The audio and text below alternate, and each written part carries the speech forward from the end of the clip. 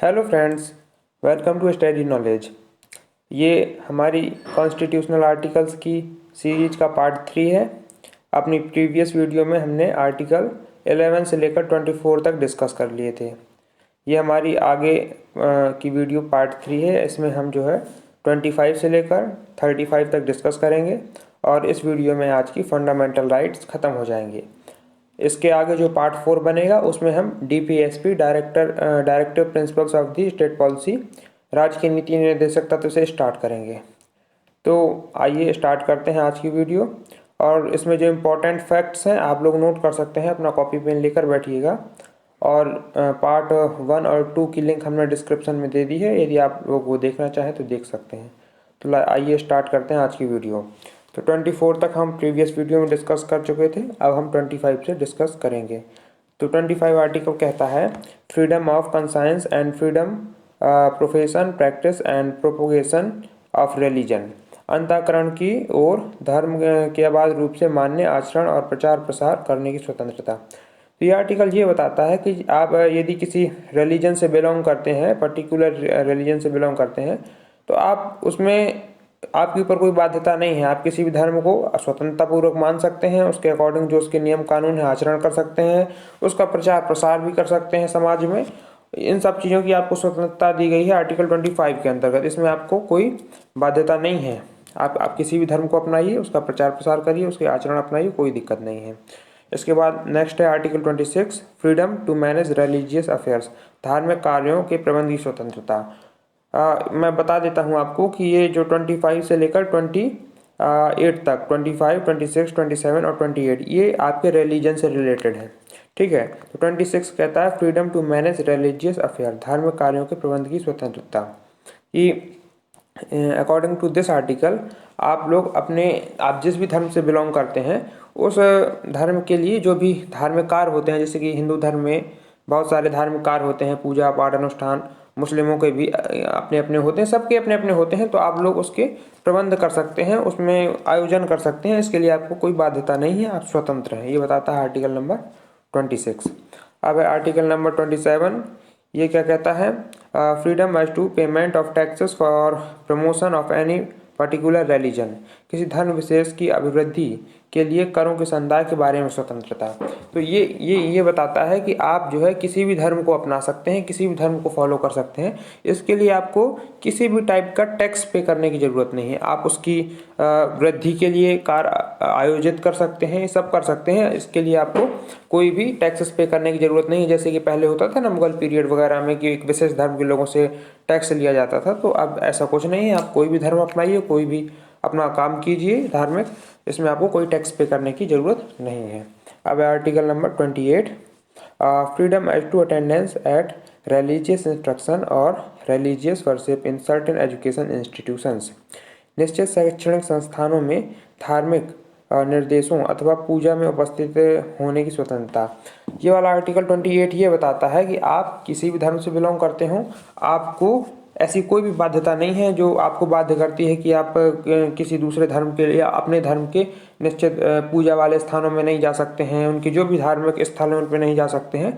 तो ऐसी कोई बाध्यता नहीं, सभी लोग सब कहीं जाने के लिए स्वतंत्र हैं। ये आर्टिकल आपको बताता है। मदरसे हैं, ये मतलब जो भी अपने अपने रिलीजन के धार्मिक स्थल हैं वहाँ पे सब कोई जा सकता है, कि बाध्यता नहीं है केवल कुछ ही लोग जा सकते हैं, वहाँ सब लोग जा सकते हैं। आर्टिकल 28 बताता है। इसके आगे हम कंटिन्यू करते हैं आर्टिकल 29 को। तो ये है आपका आर्टिकल नंबर 29। आर्टिकल 29 और 30 ये जो है माइनॉरिटीज़ से रिलेटेड है। माइनॉरिटीज़ मीन्स अल्पसंख्यक वर्ग। हमारे कंट्री में 6 कम्युनिटी हैं जो माइनॉरिटीज़ हैं, मुस्लिम, सिख और ईसाई और पारसी, बौद्ध और जैन। ये 6 लोग हैं, ये माइनॉरिटीज़ कहलाते हैं इंडिया में। तो ये 29 और 30 माइनॉरिटीज़ से रिलेटेड है। तो 29 क्या कहता है? Protection of interests of the minorities, अल्पसंख्यक वर्गों के हितों का संरक्षण।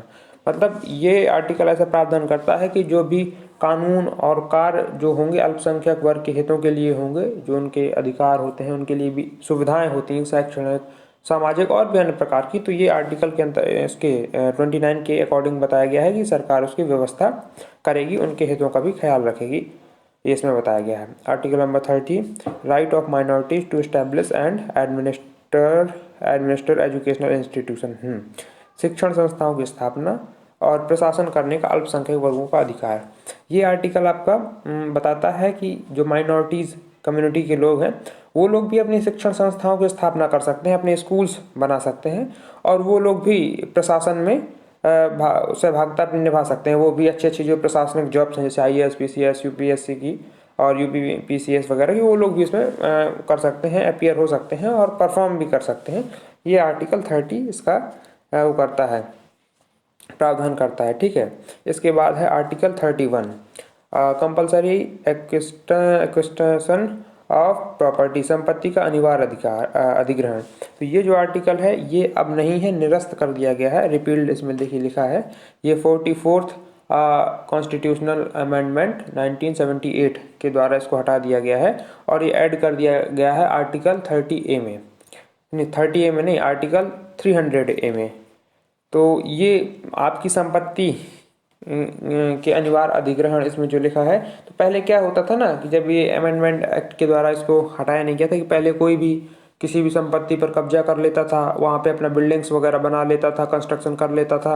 लेकिन अब ऐसा नहीं है। यदि आपको किसी की ज़मीन को लेना है तो आपको कानूनी तौर पर लेना होता है। कोई यदि आपको वहाँ पर कंस्ट्रक्शन करना है तो आपको पहले कानूनी कार्रवाई, उसकी जो भी कानूनी प्रोसेस होती है वो करनी होती है, इसके बाद आप उसके मालिक बनते हो। तो ये हटा दिया गया, पहले फंडामेंटल राइट्स में था, अब नहीं है। आर्टिकल 31, इसके कुछ पार्ट्स भी हैं, 31A 31B 31C 31D, वो मैं यहाँ डिस्कस नहीं कर रहा हूँ। और ये बहुत पूछा भी नहीं जाता, केवल इतना ही पूछा जाता है कौन से आर्टिकल में आपके प्रॉपर्टी का राइट था और ये किस कॉन्स्टिट्यूशनल अमेंडमेंट के द्वारा हटाया गया, बस यही पूछा जाता है।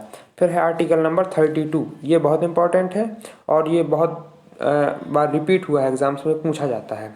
इसमें क्या है, remedies for enforcement of the fundamental rights, मौलिक अधिकारों के प्रवर्तन के उपाय। तो ये है आपका आर्टिकल नंबर 32। ठीक है, और ये जो है ना आपके फंडामेंटल राइट्स के लिए जो है रक्षा का प्रावधान करता है। और इसमें ना रिट्स मैंने लिख दिया है नीचे ब्रैकेट में, रिट्स का भी प्रावधान इसी में होता है। 5 टाइप्स की रिट्स होती हैं जो कि कोर्ट्स के द्वारा जारी किए गए ऑर्डर्स होते हैं। सुप्रीम कोर्ट और हाई कोर्ट ही इन्हें जारी कर सकता है। 5 काइंड्स की रिट्स होती हैं। इस पर मैं सेपरेट वीडियो बना दूंगा किसी दिन। ये थोड़ा समझाने वाला टॉपिक है थोड़ा सा, तब ये समझ में आएगा। और इससे क्वेश्चंस भी पूछे जाते हैं। 5 टाइप्स की रिट्स होती हैं, एक टाइप के ऑर्डर होते हैं। जब सुप्रीम कोर्ट कोई रिट जारी करता है तो वो जो है आर्टिकल नंबर 32 के तहत करता है, और जब हाई कोर्ट कोई रिट जारी करता है तो हाई कोर्ट जो जारी करता है वो आर्टिकल नंबर 226 के अकॉर्डिंग जारी करता है, और सुप्रीम कोर्ट आर्टिकल 32 के अकॉर्डिंग जारी करता है। इसके बाद है आपका नेक्स्ट आर्टिकल नंबर 33। ये क्या बताता है, power of parliament to modify the fundamental rights in their application to forces. Okay, अधिकारों का बलों आदि को लागू करने में संसद की उपांतरण करनी सकती हैं। ये आर्टिकल जो 32 के बाद है 36 तक है, बहुत इंपॉर्टेंट तो नहीं है, 32 ही ज़्यादातर पूछा जाता है, लेकिन फिर भी मैं आपको थोड़ा थोड़ा बता देता हूँ, बहुत ज़्यादा इंपॉर्टेंट नहीं है। इसमें क्या बता रहा है कि संसद के पास ऐसी शक्तियाँ होंगी जिससे वह अपने अधिकारों को लागू करवाएगा। जो कि कानून बनाए जाते हैं उनको लागू करवाने की शक्तियाँ होती हैं संसद के पास। इसके बाद है article number 34, restriction on fundamental rights while martial law is in force in any area. जब किसी क्षेत्र में सेना विधि प्रवृत्त है तब इस भाग द्वारा प्रदत्त अधिकारों पर निर्बंधन।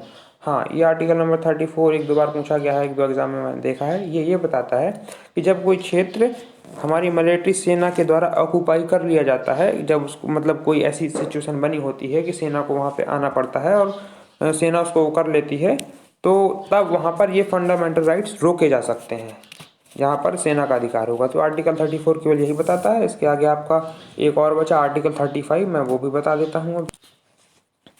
आर्टिकल 35 बताता है legislation to give effect to some of the provisions of fundamental rights. इस भाग में उपबंधों को प्रभावी करने का विधान।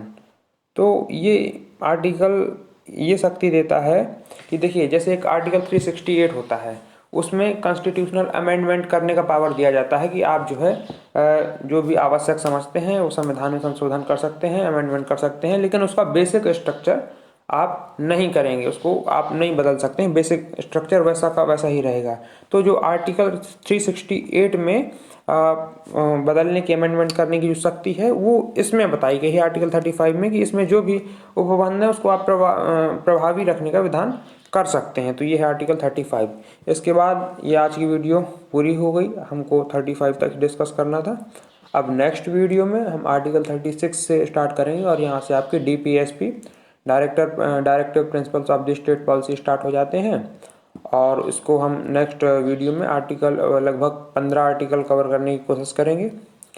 तो थैंक यू फ्रेंड्स, आज की वीडियो यहीं हुई। डिस्क्रिप्शन बॉक्स में लिंक दे रखा है मैंने प्रीवियस वीडियो का, आप लोग वहाँ से जाकर देख सकते हैं। और यदि वीडियो आपको अच्छी लगी हो, यूजफुल लगी हो, तो चैनल सब्सक्राइब कर लीजिएगा और बेल आइकन भी दबा लीजिएगा। हम ऐसी वीडियो और अभी लाते रहेंगे। Thank you friends.